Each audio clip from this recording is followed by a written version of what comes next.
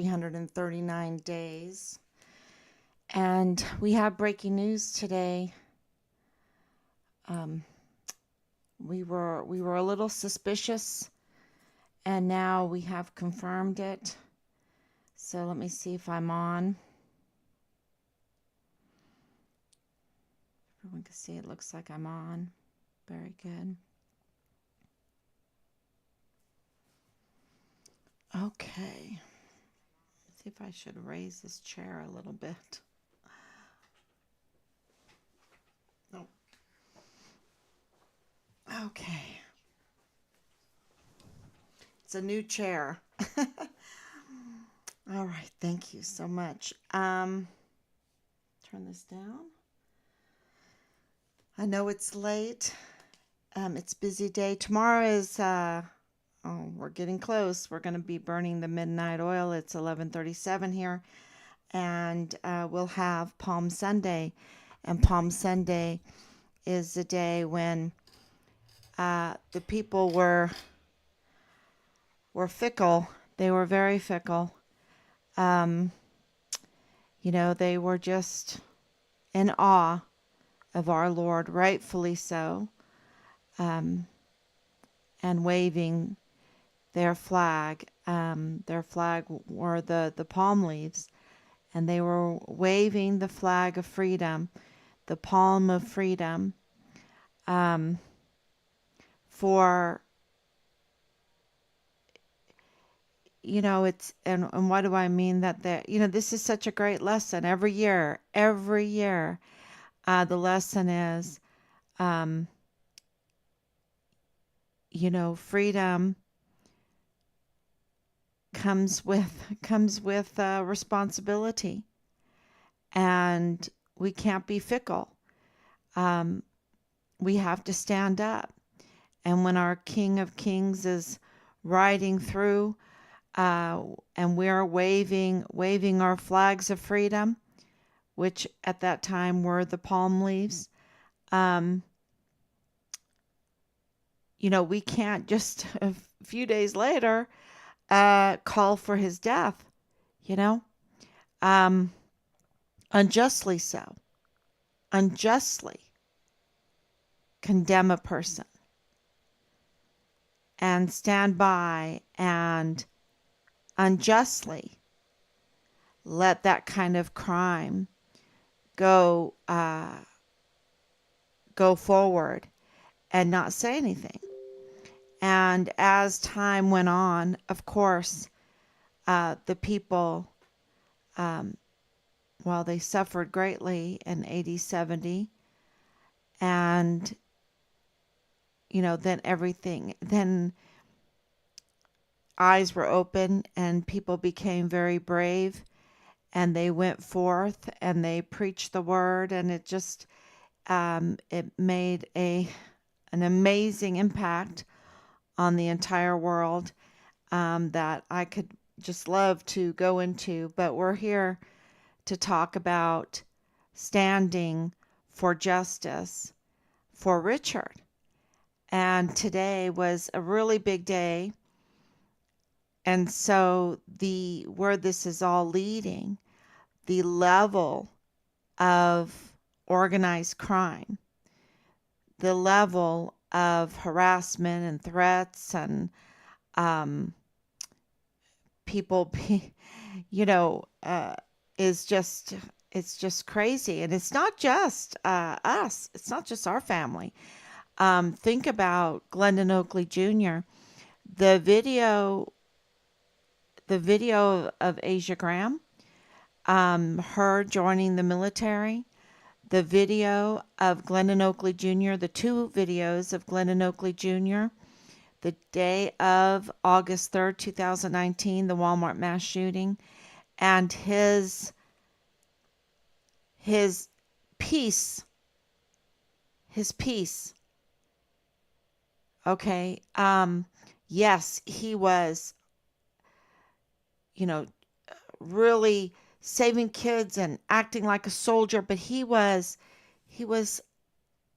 in peace with being a soldier, doing what was right, helping those children, talking to CNN, telling Wolf Blitzer about these mall cops. Well, people dressed in black, right? People dressed in black with M4s, telling the truth about it. And then, he was at peace with his life, with being a, a person doing what is right and speaking up without any qualms. Absolutely, that day, watching that video, watching him react the way he reacted. I've watched it, I don't know how many times. And then the next day, him being in total confusion, no peace there. Not because of the Walmart mass shooting, it was because of the injustices that were just coming at him. Absolutely, the harassment. And he says it on the camera. And you could just feel it in him. I mean, he starts to cry. There's no peace. There's only conflict there. And the conflict comes from the injustices that he was suffering. And, when you see something like that, and when you hear the story of Asia Graham, and everything that has gone on with that being the mother of Richard Halliday, having privilege of speaking with so many of these people, and hearing their story, then you realize that it's not just you.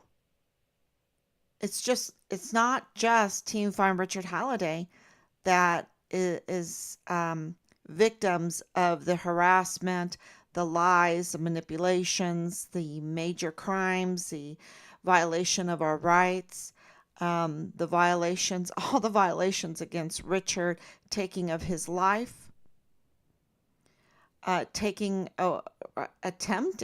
to take away his peace. All of our peace, you see, they're taking that away. That day, when you realize that, then, for us, we take a stand. And so these daily live streams is our way, to pace ourselves into not only searching and the investigation, but also taking a stand for what is right and not being fickle, right? Just staying true to that search and that investigation, the search and the investigation. And not trying to get too emotional in it, which is very, very difficult, especially after a day like today, when the case is just being broken. Just, so it breaks here and it breaks there and it breaks here with every bit, Operation Hansel and Gretel, morsel by morsel by morsel. And the lies can only take so much stress, and then they shatter. See, the truth is so strong, so flexible even, it can just withstand the worst type of pressure. But lies are brittle. And, you just have to take a stand against it and be very patient. And with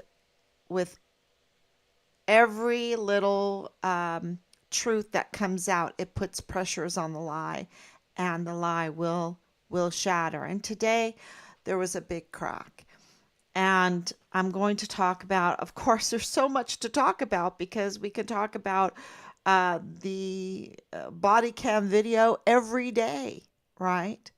Because that is a big, big deal.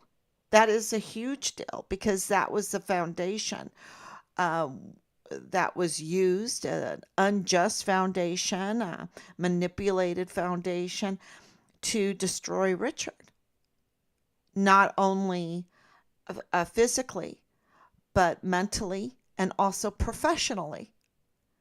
And when a man is being attacked professionally, you know, you have to have a strong mental sense of who you are. And praise God, I really believe that Richard did to stand up against them. Um, but of course, with this evil leadership, um, they did take Richard's life. And, is that a reason to cower in fear against these murderers? Well, not for us, because who is their next victim? Who will be their next victim? And, what I'm about to tell you right now about Representative Veronica Escobar is really important because she represents Fort Bliss. She represents El Paso, a huge part of El Paso, not completely, but she absolutely represents a huge part of El Paso and Fort Bliss. And what I'm about, and we knew, and we have known, that she's totally up to no good, like William Timmons, like Lindsey Graham. But Veronica Escobar is really up to no good. Absolutely up to no good. And seems to now have a history beyond us, beyond Team Farm Richard Halliday, beyond Richard, but that affected Richard. And what do I mean? In 2014, Mario Raskin Ortiz was appointed. I think that's a good, appointed to be the chief medical examiner for El Paso. And that requires the approval of the county commissioners, the El Paso County Commissioners. And that is presided over by the county commissioner's judge, and that judge was Veronica Escobar. So Veronica Escobar presided over the county commissioner's approval of Mario Raskin Ortiz as the chief medical examiner, which is a judicial position.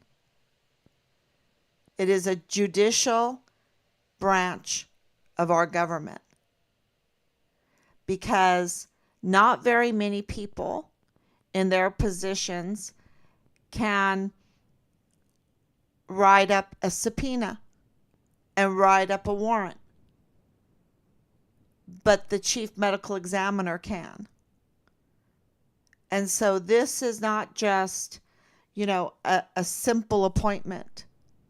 This is one that requires, looking at many different applicants, looking at their forensics experience, which Mario Raskin Ortiz, on his own LinkedIn, shows that he's lacking that forensics expertise. And yet, he was appointed. And that position, because it's so important, because it's part of the judicial branch, he has to be, and not every position in our government you have to be an American citizen. You can have a visa, right? Not every position. Many people come into the military and they're not American citizens, and they're on a visa and they work to get their citizenship. But when it comes to the judicial branch of government, when it comes to the chief medical examiner of El Paso, it is required by the Texas Constitution that you have an American citizenship. Okay? So he, at that time, and from what we know, he still does not have his American citizenship. Maybe, but at that time he didn't. That should have disqualified him right away. And what is very interesting, we're getting some reports that there are conflicts of interest between Veronica Escobar and Mario Rescan Ortiz. There are conflicts of interest. And, there's so much nepotism in all of this. There are so many conflicts of interest in all of this, which creates so much tampering, manipulation, because people are giving everybody favors, and they know, and they have these loyalties that are outside of the loyalty of defending the Constitution. And it just causes so much, let's just say, stumbling blocks into organized criminal activity. And there are conflicts of interest. Not only, this is the information that we're getting, so please, Veronica Escobar, Representative Veronica Escobar, you can correct us. But it seems like you have some close relationships going on with Mario Rescan Ortiz. That was a conflict of interest of his appointment. And his appointment seems to be an illegal appointment, because seems to be he was not an American citizen at the time. And that now, if everything that we're saying, that we have found out is true, then all these cases, including the Walmart mass shooting case, including Richard Halliday's case, are botched.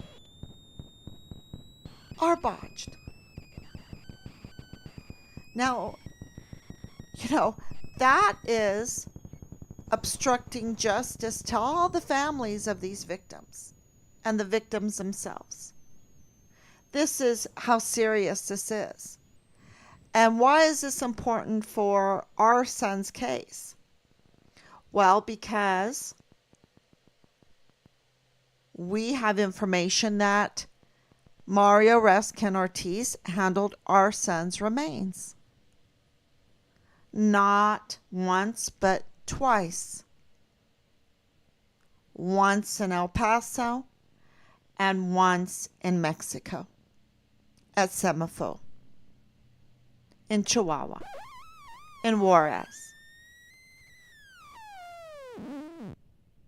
And so, was he there in Semifo? Was he handling remains there? That's a good question, because we're getting that he was appointed at Semifo in Chihuahua, Mexico in 2018. So, double dipping. I would like to fact check that. I would like that fact checked. Because this involves handling our son's remains twice.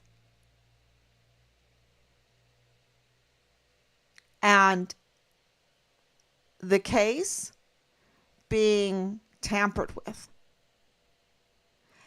And tampered with, starting with Representative Veronica Escobar as a judge of the presiding over the Commissioner's Court in 2014, appointing Mario Raskin Ortiz as chief medical examiner.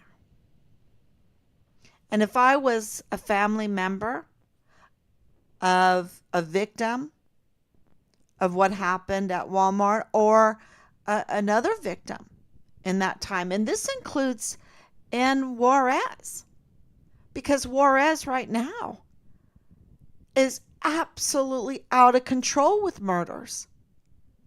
Out of control.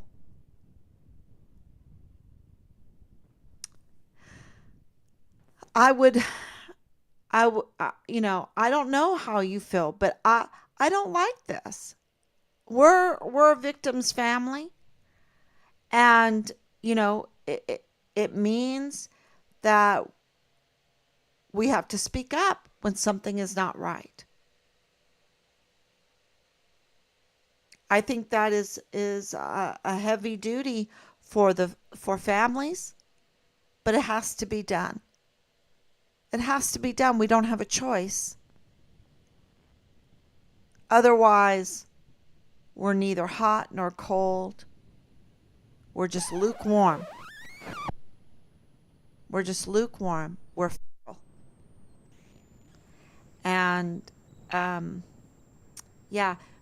with Palm Sunday being tomorrow, this is amazing to have this lesson at a time when we're reaching the point. I mean, of course, we've been calling out the generals, right? We've been calling out Dallas Hart. We've been calling out James Courtney Hart. We've been calling out Leilani Hart. We've been calling out Felix Valenzuela. We've been calling out Danae Katzen and Belen Rocha. But now we're calling out a U.S. congressional representative. And, there's history there because we met with her. We met with her twice. There's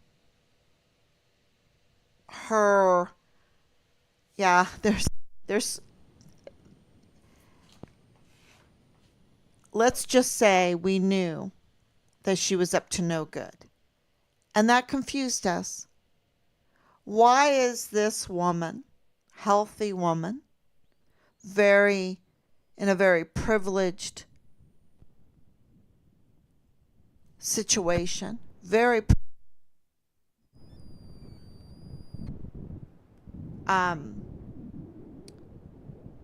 should be honored to represent the people of El Paso and Fort Bliss, the veterans. Why is she up to no good? Why is she up to no good? She gets plenty of pay, plenty of perks, plenty of perks. And why is she up to no good? She can't honorably represent the people of El Paso and the service members at Fort Bliss and the veterans in the area.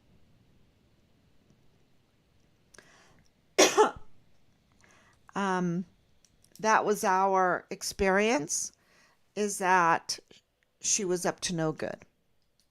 Dangerously up to no good. Okay? And now, think about it. Thwarting the statutes of the Texas Constitution. Why did she do that? Because to do that is to hinder every case that he touches. And if this is true, that he was appointed in 2018 to the CEMAFO in, I hope I'm saying that right, in Chihuahua, Mexico, which is the medical examiner's office there.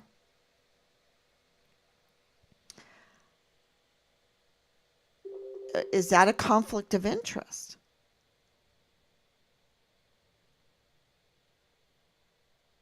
I think the Department of State, the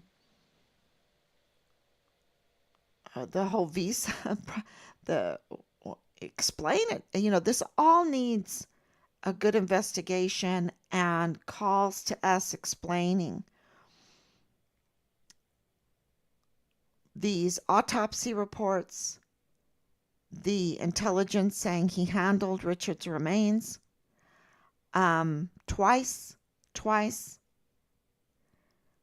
and Veronica Escobar. Because don't tell me she didn't know who he is. She has a long history. She has a long history. And so do others. And the connection with Mario Raskin Ortiz with 3905 Bliss Avenue, which means that's Danae Katzen. And that, our reports are that address is connected to William Beaumont Army Medical Center for Mortuary Affairs. And, all of this could be answered in a simple phone call, a simple email.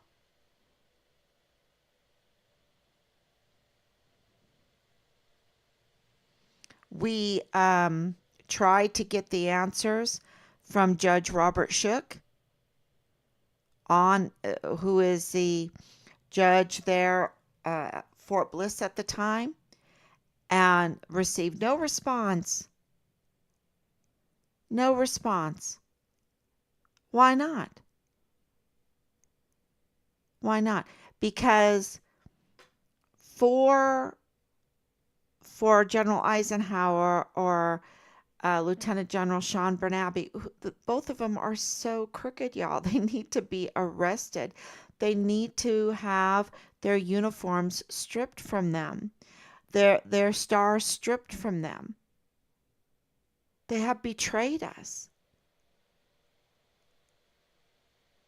And they have left Fort Bliss unprotected. The security is breached.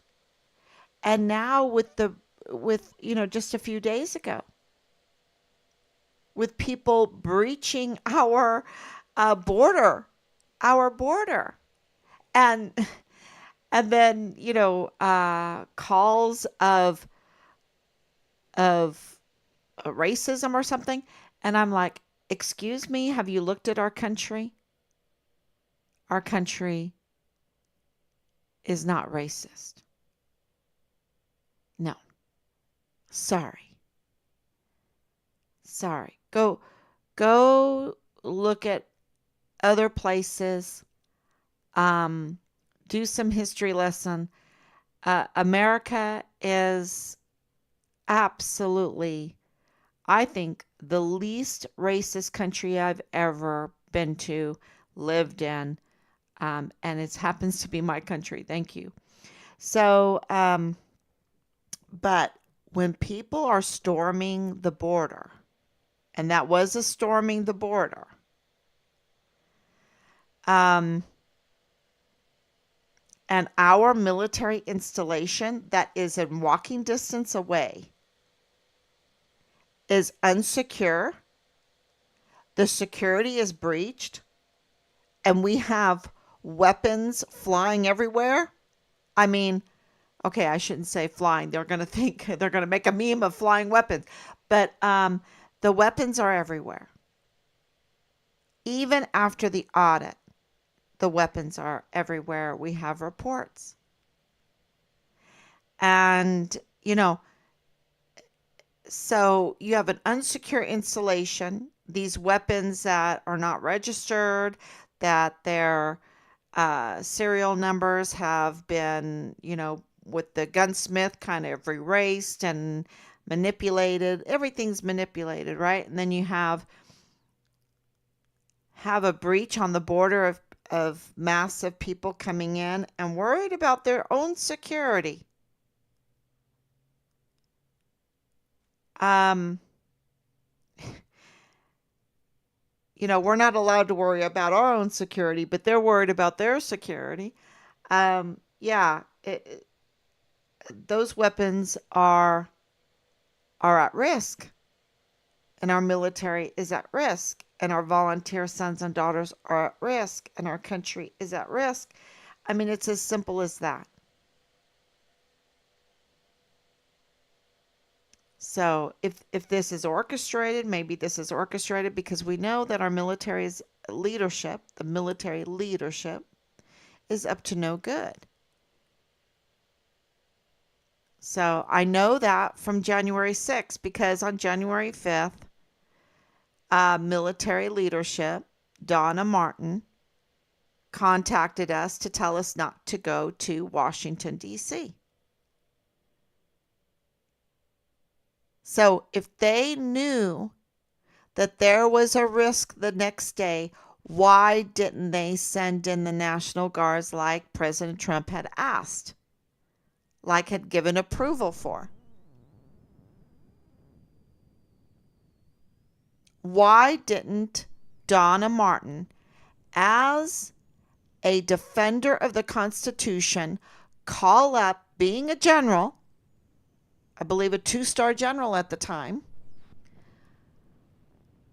call up the media and say, wait a minute, something's going to happen, things are not right, and we're not getting protection for our capital the way President Trump has authorized. Why didn't she do that? Because she found it necessary to contact us.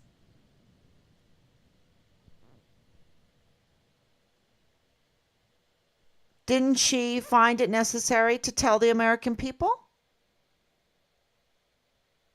To tell all of those people, the million people that were with us there on January 6th?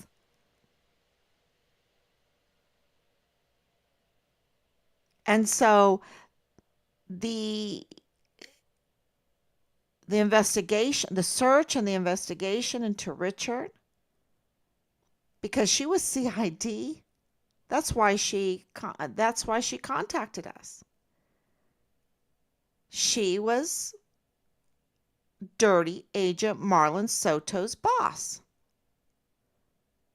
She was Dirty Tavita Nusa having his adulterous affair, betraying his own family, betraying the Hart family for sexual pleasure because of the sexual cult that has come into our military, where there needs to be honor and integrity and esprit de corps. How can you have esprit de corps when you're having adulterous affairs everywhere and nothing is done about it? And then people are like, oh my gosh, there was a breach in the CID and with the files in the CID. Leilani Hart was given unauthorized access to tamper with CID files, Richard Halliday's being one, because her son, Dallas Hart, was Richard's platoon leader.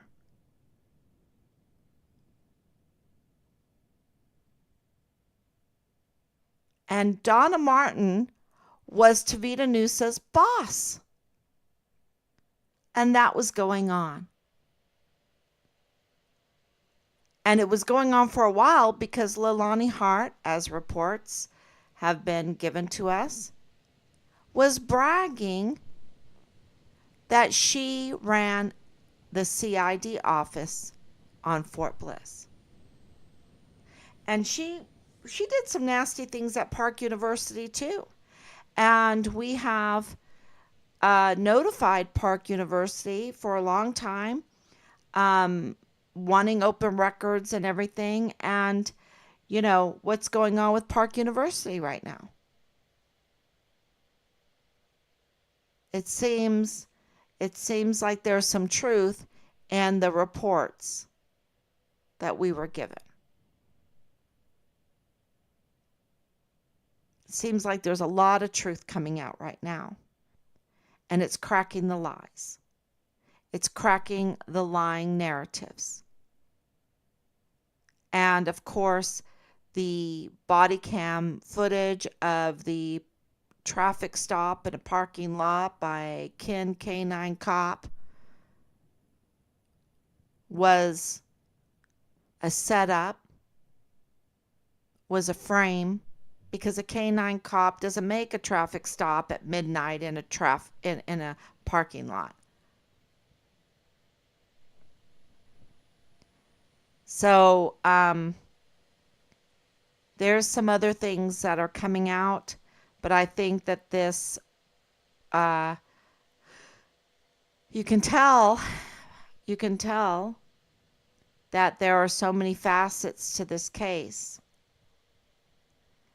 But we're not just moving on from one to the other. Please don't, if I don't mention Nadal Baim, the FBI agent that on October 26th walked into a Dollar General to tell everyone that, on camera, hey camera, that the FBI had been looking for in 5 places for Richard's remains, and they found him, and he's dead, and they found him in Juarez, Mexico. Whereas why we followed that information, because if the FBI found Richard's remains in Mexico, then a medical examiner would have to determine the cause of death, would have to examine our son's remains. And that Mario Rascon Ortiz, we are being told, was also working there at Semifo in Juarez, Chihuahua, Mexico, is a little wowzer after being appointed in a judicial position as chief medical examiner with the help aid of our State Department for the visa, right? And what kind of visa did he get? There's all these questions, but with the help of Veronica Escobar, who's supposed to be looking after the well-being of the court, the commissioner's court, right? That they were following the law, and he's not even an American citizen. And please, if you are an immigrant, a legal immigrant, like my mother, like my grandparents, all my grandparents, do not think that this is a slight on immigration. It's not. It's the law.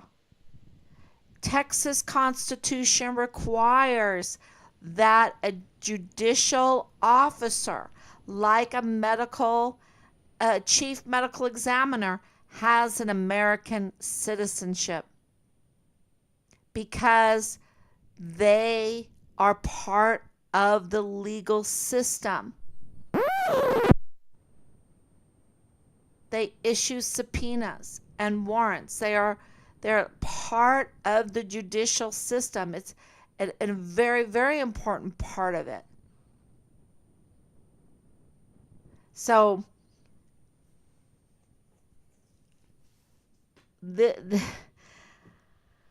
just because we don't mention everything with every live stream doesn't mean we've moved on.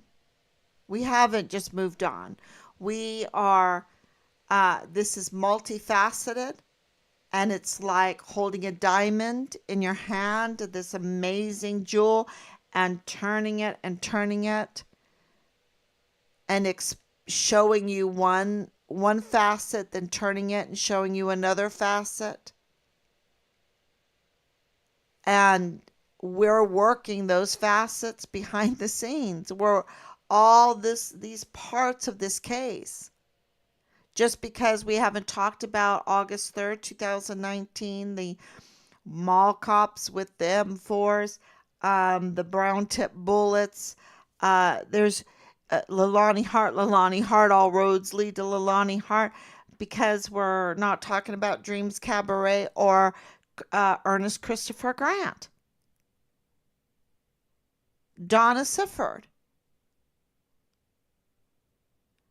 Just because we're not talking about that, you know, doesn't mean that we've moved on. They're all very, very important parts of Richard's case. And just because we haven't talked about Michael Ruggiero lately, or Donna, Deborah Sarah West, Corinne Adeline West, I mean, this has so many different facets that that it's organized crime. That that there is something really big when it comes to Richard's case happening and the connections with it. Because we have to talk about the DA's office or the AG's office or, all the different leads that we have looked into, and all of our time going over to Juarez and meeting different people over there, and the search on kilometer 29, and dealing with Veronica Escobar, and so many others. So I just want to assure you that, every day it's like breaking news, because there's a different facet. But we're working on it. And please pray. Please pray that it'll break even more. That the lies will break even more. That the manipulation will break even more. And that the truth will be exposed more and more. Because the longer this goes on, the more people get hurt. And, so just, it's all in God's timing. And thank you so much for sticking with us. And, contact your congressman. This is a time to really act, because things are breaking. So this is a time to really act, really contact all the law enforcement, because, you can say, but why bother? They're no good. Why bother? Because even the widow gets justice from the unjust judge. Right? Even the widow. Okay? That means someone that has no protection. No protection. Is very vulnerable. So even a person that is very vulnerable gets justice from an unjust judge by being persistent, by telling the truth over and over and over and over again. And Richard, he's a brave heart. He's a brave heart. He's a distinguished honor graduate.